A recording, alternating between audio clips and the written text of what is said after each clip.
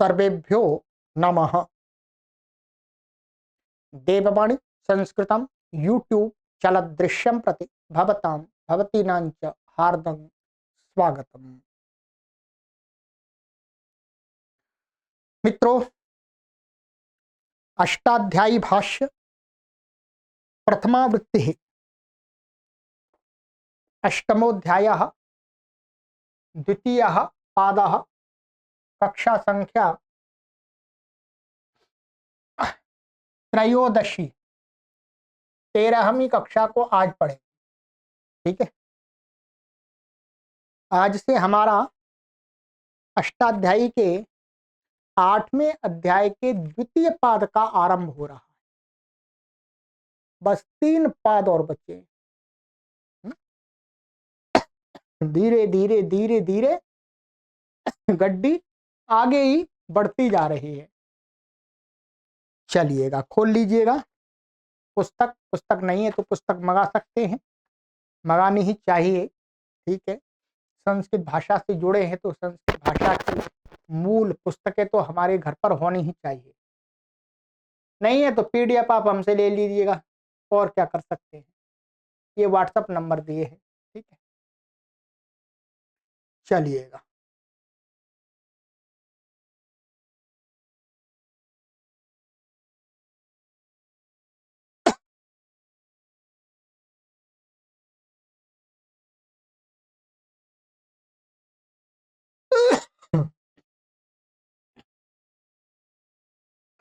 द्वितीयः पादः पूर्वत्रा सिद्धम 8-2-1 बहुत ही महत्वपूर्ण और प्रसिद्ध सूत्र है। ठीक है, पूर्वत्र अव्ययपदम असिद्धम प्रथमा विभक्ति ही एक वचनांत न सिद्धम असिद्धम नहीं तत्पुरुष। असिद्धम में समास दिखा दिया, नहीं तत्पुरुष। न सिद्धम असिद्धम। चलिए सरल अभी अर्थ देखेंगे, फिर इस पर काफी विचार करना पड़ेगा। कहते हैं अर्थ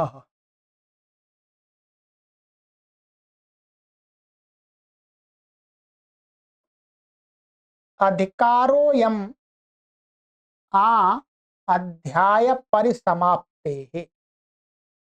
कहते हैं ये अधिकार सूत्र है। कैसा है? अधिकार सूत्र। और आ माने ये कहां तक चलेगा? अध्याय परिसमाप्ति माने अध्याय के माने 8वें अध्याय के अंतिम तक चलेगा, अर्थात आ तक चलेगा। जो आ सूत्र है ये यहां तक चलेगा, बस इसके आगे सूत्र ही नहीं अष्टाध्यायी में। तो इसका पूर्वत्र सिद्धम, इसका पूरे का अधिकार चलेगा। तत्र येयम सपाद सप्ताध्याय्यानुक्रांता एतस्याम अयम पादोनोऽध्यायो सिद्धो भवतीति वेदितव्यम सिद्ध कार्यम न करोतीत्यर्थः। कहते हैं तत्र माने अध्याय परिसमाप्ति तक चलेगा। तो कहते हैं उसमें या इयम, जो यह या इयम, ये यम होगा, जो यह सपाद सप्ताध्यायी अनुक्रांता अर्थात पीछे का जो 7.25 अध्याय माने 7 अध्याय एक पाद जो निकल गया, इतना पढ़ लिया। कहते हैं उस जो बीत गया उसमें भी अयम एतस्याम माने जो बीत गया सपाद सप्त अध्याय, उसमें अयम यह पादोनोध्यायः माने पादोनः अध्यायः असिद्ध। पादोना का अर्थ क्या हो गया? एक पाद कम, अध्याय में तीन पाद, तीन पाद ही तो बचे हैं, एक पाद तो पढ़ लिया। तो एक पाद कम, ये तीन पाद वाला जो अध्याय, आठवां अध्याय, असिद्ध भवति माने असिद्ध रहता है। क्या है? जो 7 अध्याय, 7.25 अध्याय हमने पढ़ लिए, वो 2 पार्ट कर दिए। क्या पार्ट कर दिए इसके? ध्यान रखिएगा, अष्टाध्यायी के यहाँ 2 पार्ट कर दिए। एक पार्ट में कर दिया 7 अध्याय और एक पाद, ठीक है। और दूसरे, अच्छा, दूसरे में कर दिया 3 पाद, 8वें अध्याय के 3 पाद, ठीक है, 3 पाद। अब कहते हैं कि इसके अंदर जो सूत्र और इसके अंदर जो सूत्र, ठीक है, तो कहते हैं एतस्याम, एतस्य माने सपाद सप्त अध्याय में क्या कहते हैं? अयम माने यह जो बचा हुआ 3 पाद वाला अध्याय है, 3 पाद बचे हुए हैं जिसमें, ऐसा अध्याय कहते हैं इसकी दृष्टि में है, माने इसकी दृष्टि में ये 3 पाद के सूत्र असिद्ध होते हैं। 3 पाद का जो शास्त्र है वो क्या होता है? असिद्ध होता है। असिद्धो भवती वेतम, ऐसा जानना चाहिए। अर्थात असिद्ध होता है, इसका तात्पर्य क्या है? सिद्ध कार्यम न करोति इत्यर्थ। अर्थात जो ये जो 3 पाद के सूत्र हैं, वो सूत्रों ने जो कार्य कर दिया है उसको मान करके कोई कार्य नहीं हो सकता। इन सूत्रों से 3 पाद के सूत्रों ने कोई कार्य कर दिया और फिर वो कार्य होने के बाद में फिर 7 अध्याय एक पाद में से कोई सूत्र प्राप्त होने लगा, तो फिर इन सूत्रों ने जो कार्य किया है वो कार्य ना के बराबर तक दिखेगा नहीं, उसको निमित्त नहीं बनेगा कार्य, वो कार्य निमित्त नहीं बनता। बस। और कहते हैं आगे, ये सूत्र तो यहीं पर बैठ करके इसने ये व्यवस्था कर दी, पूर्वत्रा असिद्धम, पूर्वत्रा सिद्धम, सपाद सप्त अध्याय की दृष्टि में ये 3 पाद के सूत्रों के द्वारा कोई कार्य किया गया है वो किया हुआ नहीं माना जाए।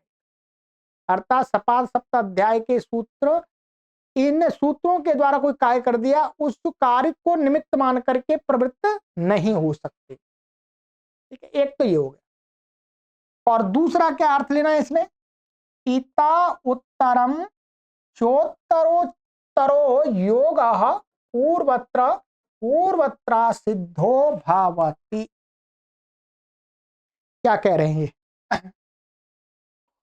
कहते हैं कि इता उत्तरम, यहां से आगे, चमन और चा का अर्थ चा और माने और यहां से आगे माने पूर्वत्र सिद्धम से आगे 3 पाद के जो सूत्र है।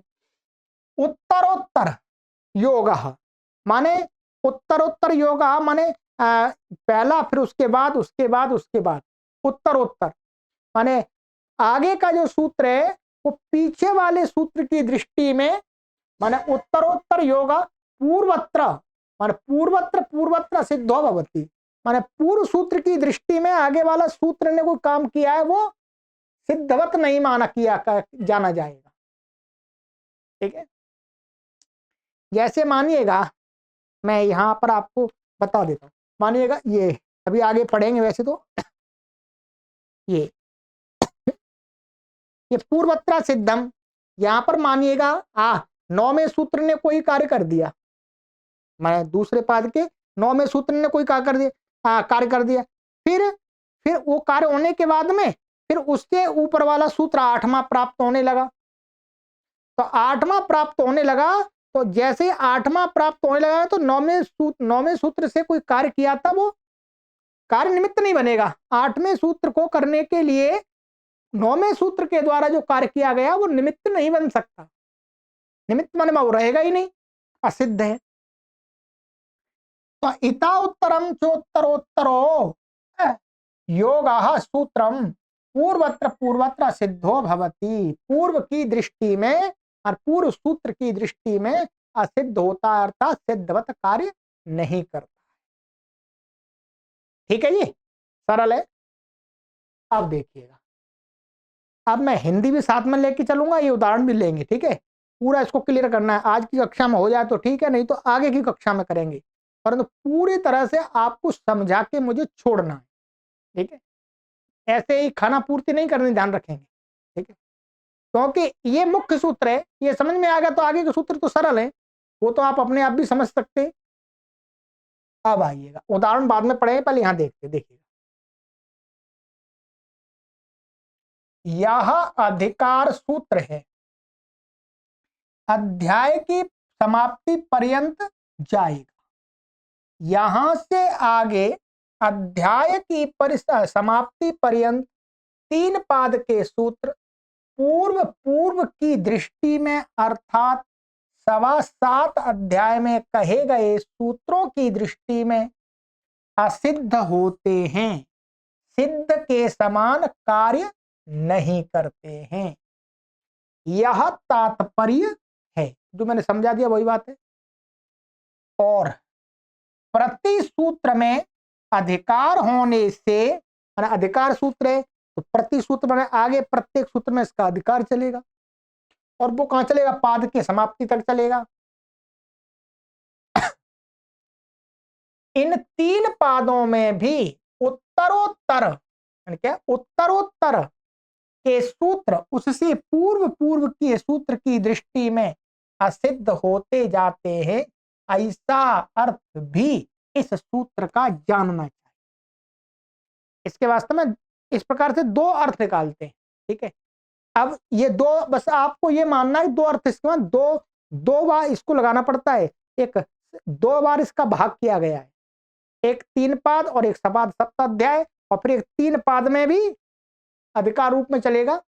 ये काशिका में बहुत विस्तार से दिया है, तो काशिका की बात वास्तव में आपको समझ में नहीं आएगी अभी। ठीक है, वो वही समझेंगे। तो बस इतना ही तो क्लियर हो गया इसमें। अब देखिएगा, अब उदाहरण लेते हैं आगे कैसे ये काम करेगा। ये उदाहरण है अस्मा उद्धर द्वा अत्र द्वा आनय असा आदित्य। ठीक है, ये 4 उदाहरण एक बार में देख लेंगे। ठीक, यहां वस्तुतः ध्यान रखेंगे, ये क्या है, ये वाला जो शब्द है ये वास्तव में क्या है, अस्मयी, ऐसा है अस्मयी। और ये क्या शब्द है, ये वाला लिख देता हूं, फिर अभी हट जाएगा, द्वौ। ठीक, और ये भी द्वौ है। ठीक है, और ये शब्द क्या है, ये है असौ। ठीक है जी, अस्मयी द्वौ द्वौ असौ।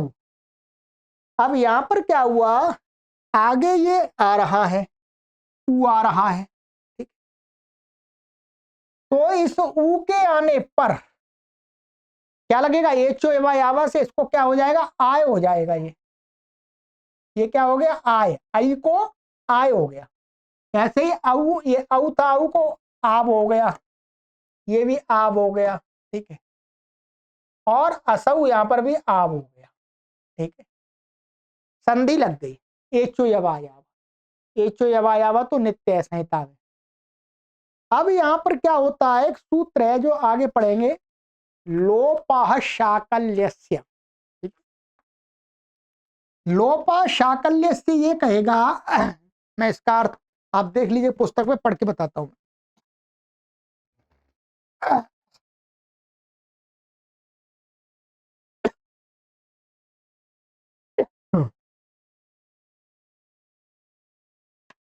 ये है हमारा 8वें अध्याय के 3रे पाद का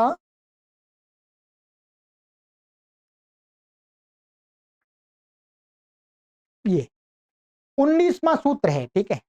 ये क्या कहता है, पदांतयोः वकार यकारयोः अवर्ण पूर्वयोः लोपो भवति शाकल्यस्य आचार्यस्य मतेन अशी परत।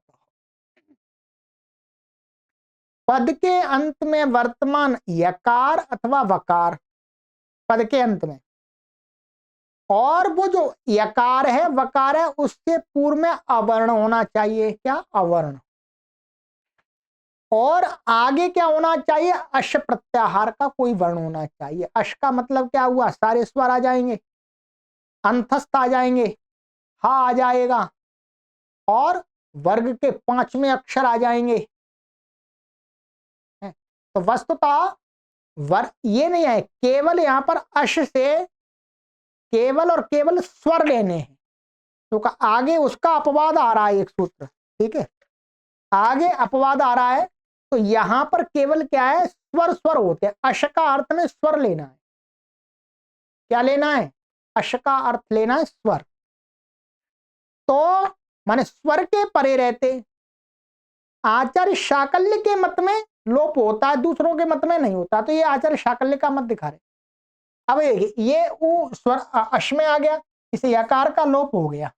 इससे 8वें अध्याय के 3रे पाद के 19वें सूत्र से, ध्यान रखें। वकार का भी, ठीक है, ये यकार है, इससे पूर्व में अवर्ण है, ये भी अवर्ण है, ये भी वकार है, अवर्ण है, ये भी वकार है, ये भी अवर्ण है। तो ऐसे यकार और वकार का लोप हो गया। लोपः शाकल्य से, पुस्तक में लिखा हुआ, अभी दिखाऊंगा, पहले समझ लीजिए।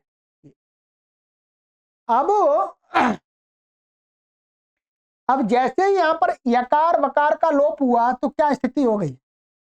ये वाली स्थिति हो गई, आ उ आ आ। अब यहां पर दूसरी संधि प्राप्त होने लगी। कौन सी? यहां पर तो प्राप्त होगी आद गुण, यहां गुण प्राप्त हो जाएगा। क्या है? क्या प्राप्त होगा? गुण। अवर्ण से उत्तर है? ऊ के परिवर्ते क्या हो जाएगा? गुण ओ प्राप्त हो जाएगा। यदि गुण, अब जो आद गुण जो सूत्र है, ये ध्यान रखेंगे, आद गुण ये कहां का है? 6वें अध्याय के प्रथम पाद का। बाकी संख्या अभी तो देख लीजिएगा। और जो यहां पर जो यकार यकार था उसका लोप करने वाला सूत्र कहां का था? 8वें अध्याय के 3रे पाद का 19वां था ये, ठीक है। यकार का लोप होते ही ये सूत्र प्राप्त होने लगा। तो पूर्वत्र सिद्धम ने कहा, भाई 8 यदि ये त्रिपादी है, ये त्रिपादी सूत्र है, ये वाला त्रिपादी सूत्र के द्वारा कोई कार्य किया गया, फिर उस कार्य के होने के बाद में यदि सपाद सप्त अध्याय का कोई सूत्र लगने लगा, ये सपाद सप्त अध्याय का सूत्र है, तो उस सूत्र के द्वारा जो कार्य किया गया था, माने वो जो सूत्र लगा, वो सूत्र असिद्धवत और सिद्धवत काम नहीं करेगा। अर्थात सूत्र के द्वारा यकार का लोप जो किया है वो यकार का लोप न किए के समान माना जाएगा। अर्थात यहां पर यकार दिखेगा, तो पूर्वत्र सिद्धम असिद्ध हो गया ये वाला सूत्र, तो यकार दिखेगा, तो फिर ये नहीं लगेगा, ये प्रयोजन सिद्ध हो गया। अर्थात उदाहरण हमारा सही बन गया, अस्मा उद्धर, ठीक है। बस ऐसे ही यहां पर आकाश सवर्ण दीर्घ प्राप्त होगा, वो भी 6वें अध्याय के प्रथम पाद का है, तो वो भी ये लोपा शाकल्य से असिद्ध हो जाएगा। ऐसे यहां पर आकाश सवर्ण दीर्घ, यहां पर भी आकाश सवर्ण दीर्घ, तो ये लाभ मिल गया। पूर्वत्र सिद्धम की जो व्यवस्था बनी, उस व्यवस्था से क्या लाभ मिल गया? ये शुद्ध रूप, इष्ट रूप बन गया। नहीं तो यहाँ पर अस्मोद्धर ऐसा बन जाता। अस्मोद्धर क्या है? गलत है, क्योंकि उसका कहीं शास्त्र में प्रयोग ही नहीं है, साहित्य में, तो गलत है। गलत सही की परिभाषा क्या है? प्रयोग के ऊपर निर्भर करता है। तो ये हो गया। अब इसी बात को यहां पर देख लीजिएगा, इन्होंने लिखा है, ठीक है।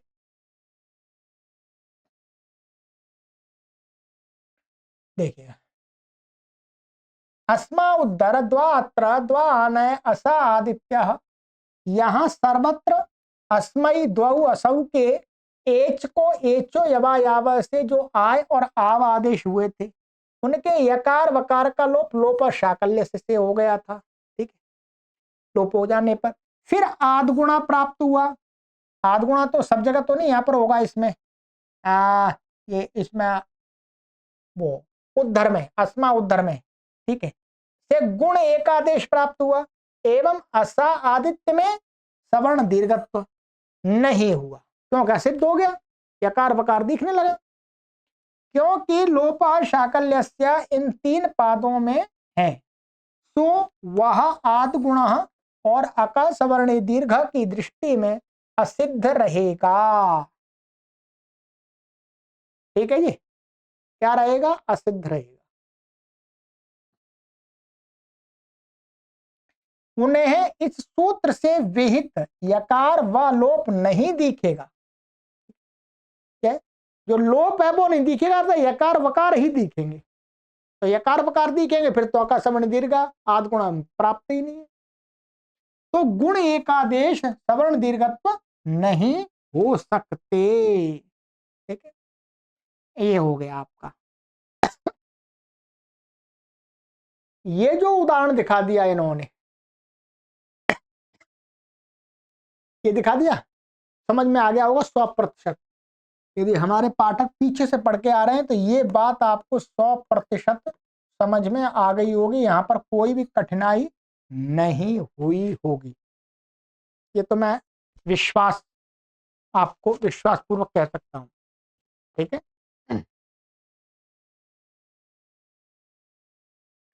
अब आइएगा आगे का उदाहरण।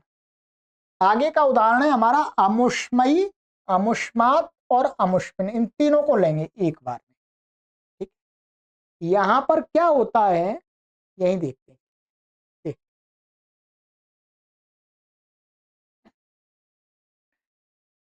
इसी प्रकार अमुष्मयी आदि में यहां पर क्या अदसो शेर दाद दो मह से द को अदस के द को म और दकार से उत्तर आकार को उत्त हुआ है।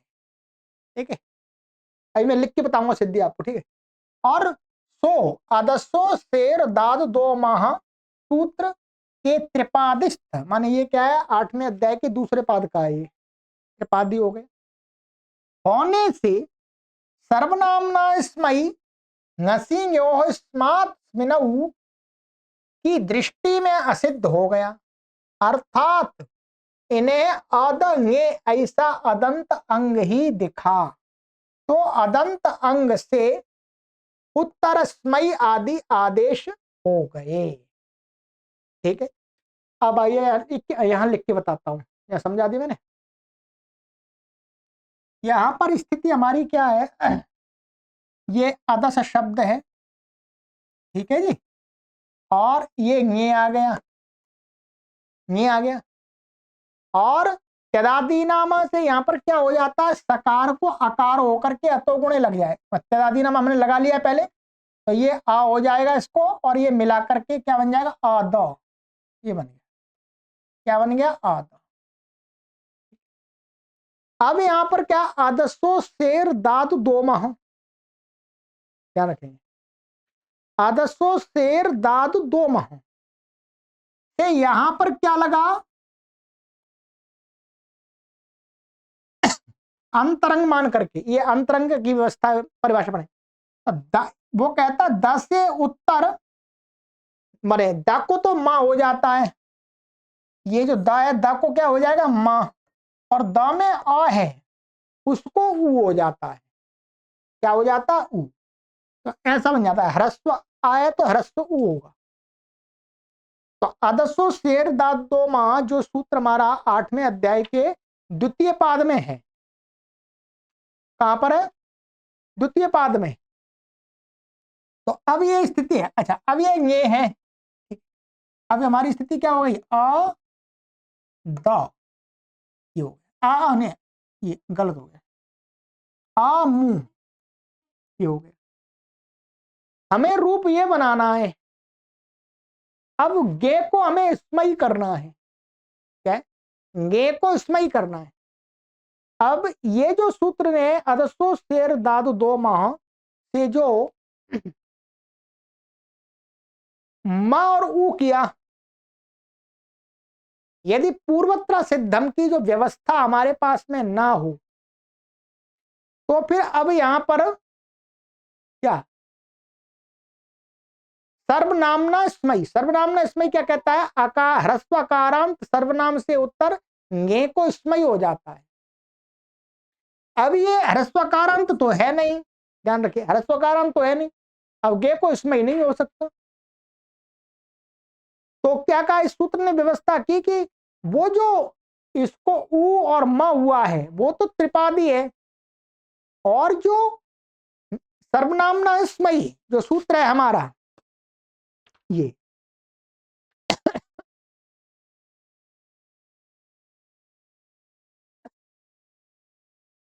तो सर्वनामना स्मई जो सूत्र है वो तो है 7वें अध्याय के प्रथम पाद का।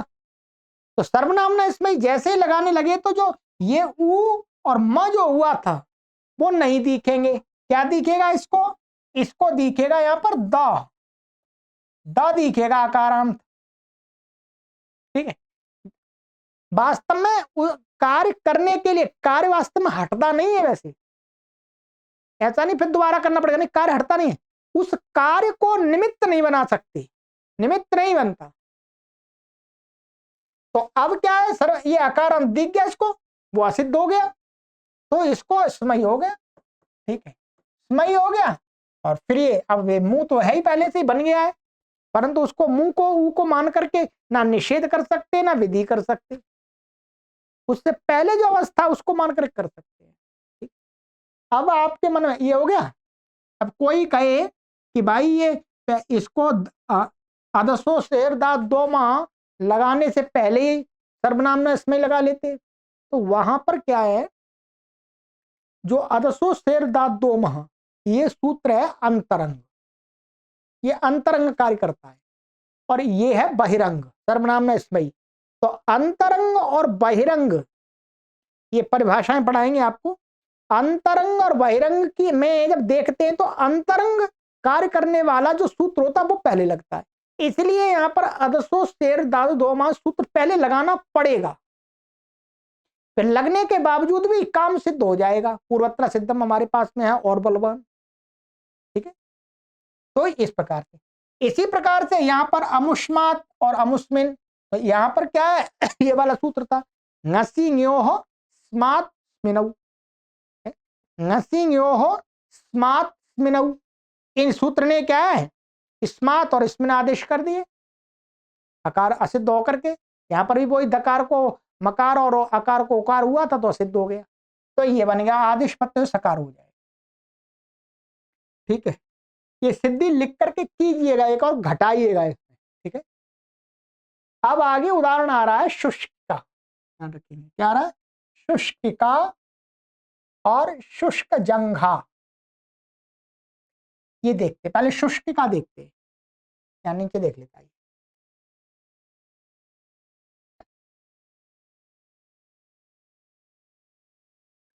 शुष्किका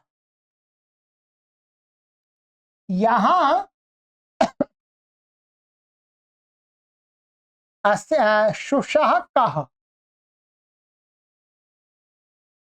ये 8-2-51 सूत्र है। सूत्र उदीचाम स्थाने यक पूर्वाया की दृष्टि में असिद्ध रहता है। ठीक है, क्या रहता है, असिद्ध रहता है। अब इसको देखेंगे, तो प्रत्यस्थात कात पूर्व स्यात इदाप्त सुपा से पाणिनि मुनि के मत में नित्य इत्तो होता है। ठीक, यहां पर क्या है, ये जो प्रत्यस्थात कात पूर्व स्यात इदाप्त सुपा और उदीचा माता स्थाने यक पूर्वाया, ये पढ़ा दिया था, वहीं देखेंगे इसका अर्थ अभी। तो यहां पर ये वस्तुतः जो शुष्किका बना है, शुष्किका, शुष्किका क्या है, शुष्क शुष धातु से कत प्रत्यांत का रूप है, ध्यान रखेंगे क्या, कत प्रत्यांत का, ये लिखा हुआ है शुष्का निष्ठांत स्त्री प्रत्यांत है। पहले तो ये समझ लीजिएगा क्या है निष्ठा। ये ऐसे बना है, यहाँ पर मैं दिखाता हूँ साइड में करके आपको।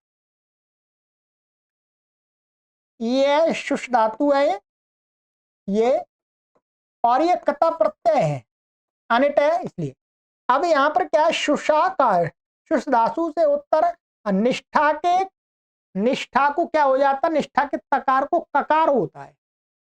इस सूत्र से क्या हो गया, इसको ककार हो गया, ध्यान रखें क्या हो गया, ककार। तो ये शुष्क बन गया, बस यही समझना है, शुष्क बन गया। और शुष्क से फिर स्त्रीलिंग में लाना है तो शुष्का, ये निष्ठान टाप आ जाए, टाप का आवे शुष्का बन जाए, शुष्का बन गया। अब आगे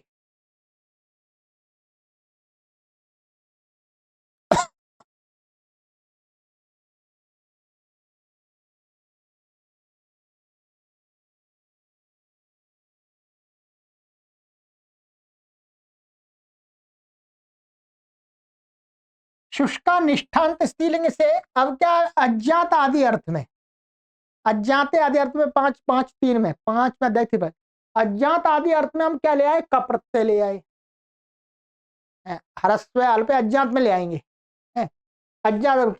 फिर क्या बन गया ये हमारा शुष्का क, ऐसा रहेगा ये शुष्का और ये क, ठीक है। अब यहां पर क्या के अणा, के अणा से ह्रस्व, ह्रस्व हो गया ये वाला, पुनः टाप। अब इसके बाद में स्त्रीलिंग है ये भी, तो यार टाप आ जाएगा ये, ठीक है, टाप का आ बचेगा, ठीक है, देखते हैं लिखते हैं टाप का। अब इत्व, अब यहां पर क्या है, ये शुष्क क और आ। पहले तो यहां पर ये लगता है प्रत्यस्थात कात पूर्वस्यात इदाप्त सुपह लगेगा ये, इससे क्या है, प्रत्यय में स्थित ककार से है क्या, ककार से पूर्व जो आकार है उसको इत्व होता है, क्या है, इत्व होता है, नित्य होता है इससे। परंतु इसका अपवाद ये है, अपवाद अर्थात ये उदीचों के मत में, उदीचों के मत में ये क्या है, निषेध करता है। ये कहता है उदीचा माता स्थाने पूर्वाया, कि जो आकार है उससे पूर्व में और ककार है या यकार है, तो उसको उदीचों के मत में नहीं होता है, ठीक है। ये मैं इसका अर्थ भी आपको पढ़ के बता देता हूं, लीजिएगा।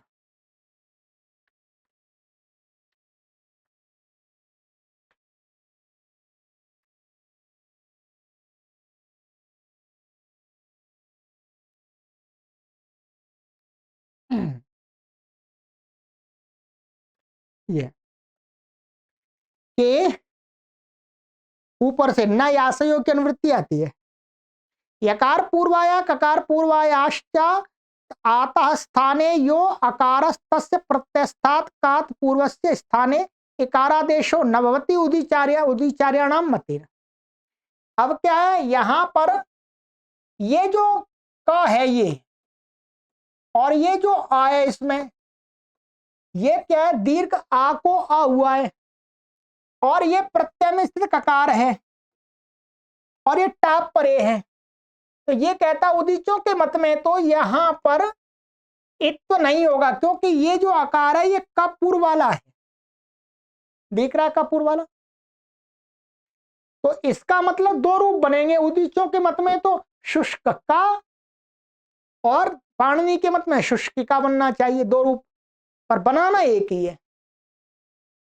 तो कहते हैं कि यहां पर जब ये ककार पूर्व में देखेंगे, ये ककार, तो वस्तुतः ये जो शुषा क से जो 8-2-51वां सूत्र था, इसने जो ये वास्तव में क्या था, पहले ताई तो था, ये था निष्ठा का था।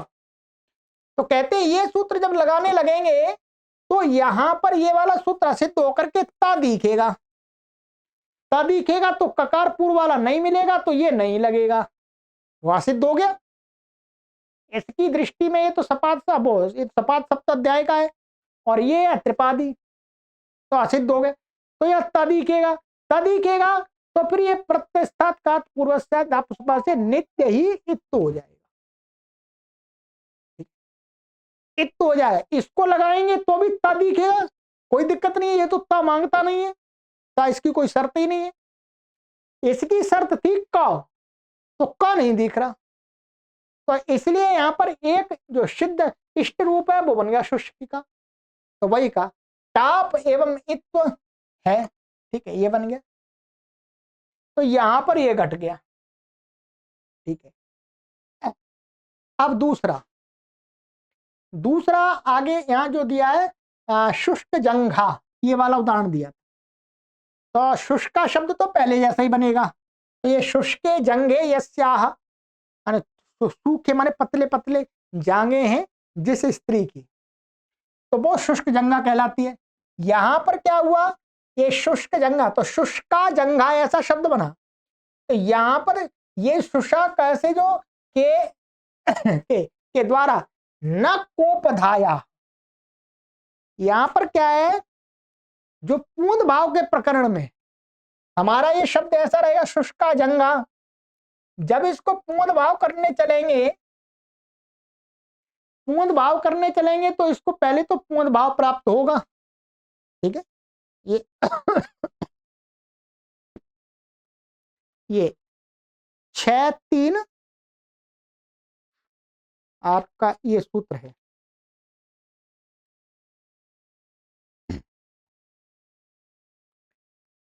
ये स्त्रिया पूर्ण भाषित पुंसका तनु समानाधिकरण स्त्रिया म पूर्ण प्रियादिशु, कि यहां पर इसको पूर्ण भाव प्राप्त हुआ, परंतु उसी का अपवाद निषेध वाला सूत्र है न कोपधाया।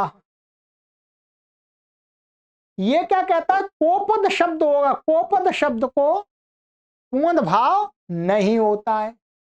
अब ये ककार उपधा में दिख रहा है, तो ककार उपधा में दिख रहा है तो इसको पूर्ण भाव का निषेध प्राप्त हुआ, इससे न कोपधाया। तो कहते हैं ये जो न कोपधाया जैसे लगाने लगेंगे तो उसको जो शुषा कैसे यहां पर का दिख रहा, का किया था वो हट जाएगा, क्या दिखेगा, ता दिखेगा, क्या दिखेगा, ता, ता दिखेगा, तो ता अब ये लगेगा नहीं, तो ककार उपदा में है ही नहीं, तो पूर्वता सिद्धम से मन ये असिद्ध हो गया, तो इसको ता दिखा, तो सुषता ऐसा दिखा, सुषता, तो स्त्रिया पूर्ण भाषा से पूर्ण भाव हो जाएगा, क्योंकि ये कर ही नहीं पाएगा, और उसको स्त्रिया पूर्ण भाव, उसको तो तकार या ककार ऐसा कुछ नहीं चाहिए, तो पूर्ण भाव होकर के क्या बन जाएगा, ये असिद्ध होने से शुष्क जंघा ये बन, की दृष्टि में असिद्ध होने से पूर्ण भाव प्रतिषेध नहीं होता, ठीक है। चलिए ये हो गया हमारा। अब आगे का सूत्र, आगे का हमारा उदाहरण था क्षाम्यवान, क्या क्षाम्यमान, इसको और देख लेते हैं, ये वाला उदाहरण और ये वाला उदाहरण मैं अगली कक्षा में बताऊंगा आपको, ठीक है। ये यहीं का है सामान्य, इसको देख लेते हैं, यहां लिखा हुआ है,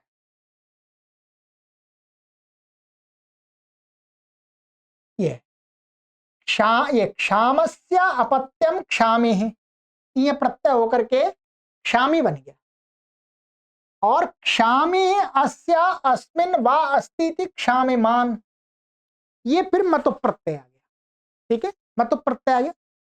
यहां पर वस्तुतः हमें ये देखना है, ये पहले क्षाम शब्द कैसे बना हुआ है, क्षाम शब्द क्या, क्षा धातु से निष्ठा, मान ये क्या है, क्षा धातु है, और ये कता आ गया, कता को यहां पर क्या होता, क्षायो मह, ये वस्तु क्षा धातु का मतलब क्षय धातु है, क्षय को आत्म हो जाता ना, तो कता को क्षायो म से निष्ठा के तकार को यहां पर क्या हो गया, म हो गया है, ठीक है, म हुआ, तब ये क्या बना हुआ है, क्षाम, क्षाम से फिर ये प्रत्यय करके ये क्या बना, क्षामी, ये बन गया, ठीक है। और क्षामी फिर इसमें मतुप आ गया, ध्यान रखेंगे, क्या आ गया जी, बोलो? ये मत प्रत्यय आ गया। अब ध्यान दीजिएगा, अब यहां पर वह ये जो क्षायोमह, ये त्रिपादी ये 8वें अध्याय दूसरे पाद का 52वां सूत्र है, इससे आगे। अब यहां पर इस त्रिपादी की व्यवस्था दिखा रहे हैं। अब वो सपाद सप्ताह अध्याय में तो घटा दिए, अब जो 3 पाद में भी उत्तरोत्तर सूत्र कैसे असिद्ध होते हैं। अब यहीं पर त्रिपादी में ही एक सूत्र ये है, मादुपधायाश्च मतोर वोयवादिभ्यः। क्या?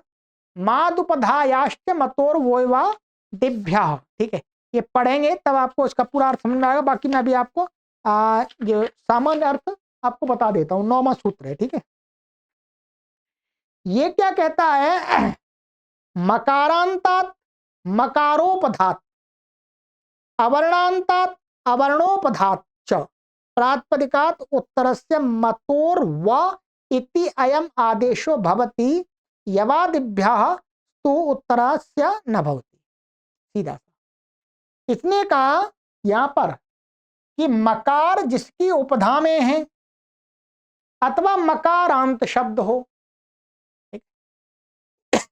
उससे उत्तर मतुप के मकार को वकार होता है। क्या होता है? वकार। अब यहां पर क्या है? ये मां उपधा में दिख रहा है, दिख रहा है। यदि ये सूत्र सिद्ध माना जाए तो यहां पर क्या है? मां को व होना चाहिए इससे, परंतु कहते नहीं। पूर्वत्र सिद्धम, ये सूत्र है बाद में, ये सूत्र है पहले। इस सूत्र ने पहले जो ये क्या था, ता, ये जो म दिख रहा है ये वस्तुतः क्या है? त है। क्या है? त। ता, तो ता, अब जैसे ये सूत्र लगाने लगे तो ये मां नहीं दिखेगा, ये असिद्ध हो गया। ये आगे का सूत्र है, ये सिद्धवत काम करेगा ही नहीं। तो ये सूत्र लगाने लगे तो इसको क्या दिखेगा? ता दिखेगा। ता दिखेगा तो फिर ये लगेगा ही नहीं, क्योंकि इसको तो मकार है ही नहीं उपधा में। तो दृष्टि में असिद्ध रहा तो वत्व नहीं हुआ, माने इस सूत्र की प्रवृत्ति नहीं हुई। नहीं हुई तो फिर ऐसे ही आगे स्वादि उत्पत्ति करके क्षाम्यवान बन गया, क्षाम्यमान। ये यहाँ पर त्रिपादी के परस्पर सूत्रों में आगे पीछे दिखा दिया। इसकी दृष्टि में, माने इसकी दृष्टि में ये असिद्ध माना जाएगा। इसके द्वारा जो कार्य किया गया वो निमित्त इस सूत्र के में नहीं बनेगा। ठीक है, चलिए, तो इतना ही मैं कहूंगा आज। अब जो आगे की 2 सिद्धियां हैं इसमें थोड़ा समय लगेगा पूरा समझने के लिए, ठीक है, कोई दिक्कत नहीं है। आगे की कक्षा में इनको समझाऊंगा और आगे का सूत्र भी पढ़ाऊंगा, ठीक है। तो औ जढ़त और गुड लिण मान, इनमें देखेंगे, ठीक है।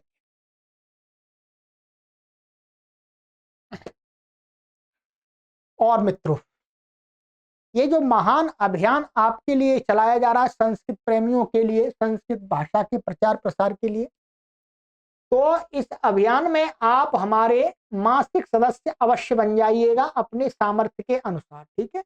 हम मध्य मध्य में आपको निवेदन करते रहते हैं, क्योंकि आपके सहयोग से ही ये कार्य हमारा चल रहा है, ठीक। तो ये यदि आप पहले से कर रहे हैं तो हम आपका बहुत बहुत धन्यवाद करते हैं, और यदि नहीं कर रहे हैं आप तो आप करने आरंभ कर दीजिएगा, ठीक है। इससे हम अभी तो आगे कई ग्रंथ पढ़ाने, बहुत सारे ग्रंथ हैं, ठीक है। अब पढ़ाने वाला तो मैं अकेला ही हूँ, क्योंकि विद्वान पढ़ाने वाला कोई ऐसा नहीं है कि कोई 1 साल में तैयार हो जाए, 20 वर्ष लगते हैं तब जाकर के इस प्रकार शास्त्र के विद्वान तैयार होते हैं। फिर तैयार होकर के भी पढ़ाने में बहुत कम लगते हैं, दूसरे लोग दूसरे कामों में चले जाते हैं। अब हम इसी काम में लगे हुए हैं।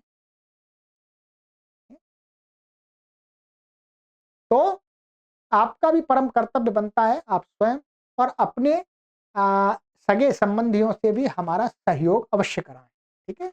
हमारा कोई दूसरा धन का प्राप्त करने का स्रोत नहीं है, आप सभी पाठक ही हमारे स्रोत हैं। तो ये गूगल नंबर, गूगल पे, फोन पे, पेटीएम नंबर दिया, पहले भी आपके पास में होगा, 9582104261। व्हाट्सएप पर हमें संपर्क भी सूचित भी कर दीजिएगा, जिससे हम आपके प्रति कृतज्ञता प्रकट कर सकें। और ये क्यूआर कोड है, इसको भी आप स्कैन करके अपना सहयोग हमें प्रति माह भेजते रहें। चाहे आप भेजिएगा थोड़ा, वो मामूली मात्र, मैं क्या कहूँ आपको, ठीक है। चलिएगा, परमपिता परमेश्वर से आप सभी पाठकों के उत्तम स्वास्थ्य, सुखमय जीवन, मंगलमय जीवन, शांतिमय जीवन, आनंदमय जीवन के लिए प्रार्थना करते हैं। ओम शांति शांति शांति।